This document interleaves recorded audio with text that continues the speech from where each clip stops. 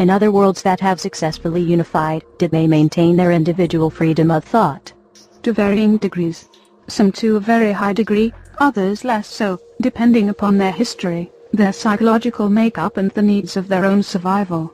Your life in the world has been relatively easy compared to where other races have developed. Most places where intelligent life exists have been colonized, for there are not many terrestrial planets such as your own, that provide such a wealth of biological resources. Their freedom, in large part, depended upon the wealth of their environments.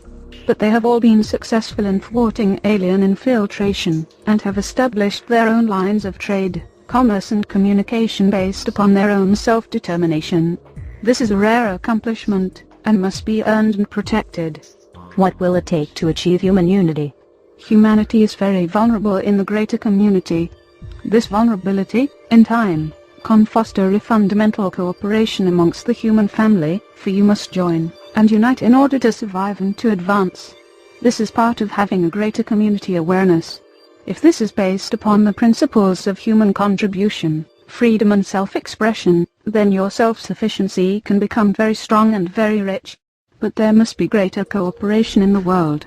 People cannot live for themselves alone, or put their own personal goals above and beyond the needs of everyone else. Some may view this as a loss of freedom. We see it as a guarantee for future freedom. For given the current attitudes prevalent in the world today, your future freedom would be very difficult to secure or maintain. Take heed. Those who are driven by their own selfishness are the perfect candidates for foreign influence and manipulation. If they are in positions of power, they will give over their nation's wealth, their nation's freedom and their nation's resources, in order to gain advantage for themselves. Therefore, greater cooperation is required. Surely you can see this. Surely this is apparent even within your own world. But this is very different from the life of the collective, where races have been dominated and controlled, where those who are compliant are brought into the collectives, and those who are not are alienated or destroyed. Surely such an establishment, though it may have considerable influence, cannot be beneficial for its members. And yet this is the path that many in the greater community have taken. We do not wish to see humanity fall into such an organization. That would be a great tragedy and a loss. How is the human perspective different from yours? One of the differences is that we have developed a greater community perspective, which is a less self-centered way of looking at the world. It is a point of view that gives great clarity and can provide great certainty regarding the smaller problems that you face in your daily affairs. If you can solve a great problem, you can solve lesser ones. You have a great problem. Every human being in the world faces this great problem. It can unite you and enable you to overcome your long-standing differences and conflicts. It is that great and that powerful. This is why we say there is a possibility for redemption within the very circumstances that threaten your well-being and your future. We know that the power of knowledge within the individual can restore that individual and all of their relationships to a higher degree of accomplishment, recognition, and ability. You must discover this for yourself. Our lives are very different. One of the differences is that our lives are given to service, a service that we have chosen. We have the freedom to choose, and thus our choice is real and meaningful and is based upon our own understanding. Amongst our group are representatives from several different worlds. We have come together in service to humanity. We represent a greater alliance that is more spiritual in nature. This message is coming through one man. Why aren't you contacting everybody if this is so important? It is merely a matter of efficiency. We do not control who is selected to receive us. That is a matter for the unseen ones, those whom you could rightly call angels. We think of them in this way. They have selected this person, a person who has no position in the world, who is not recognized in the world, an individual who has been chosen because of his qualities and because of his heritage in the greater community. We are glad to have one through whom we can speak.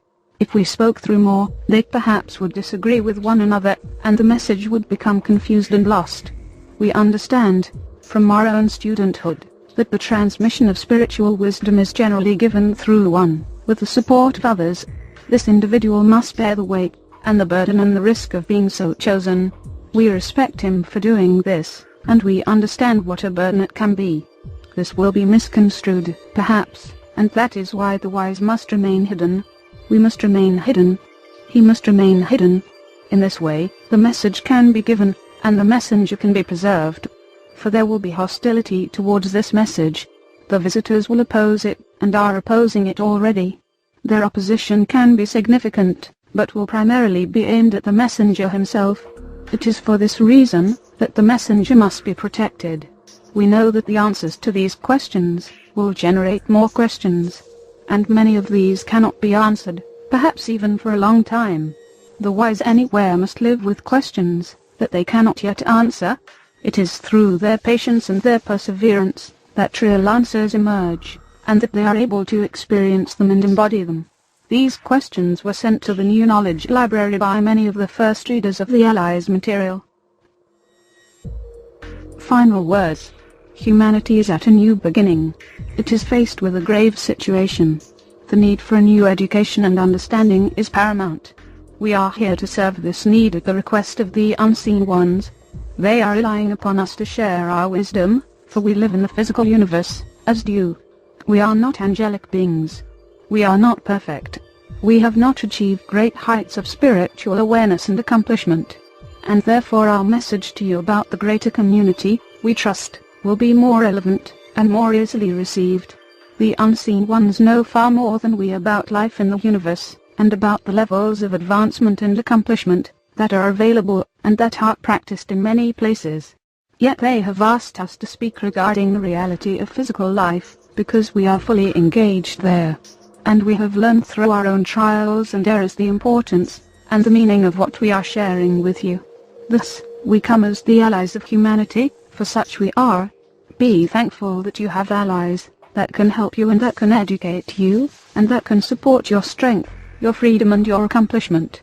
For without this assistance, the prospect of your surviving the kind of alien infiltration that you are experiencing now would be very limited.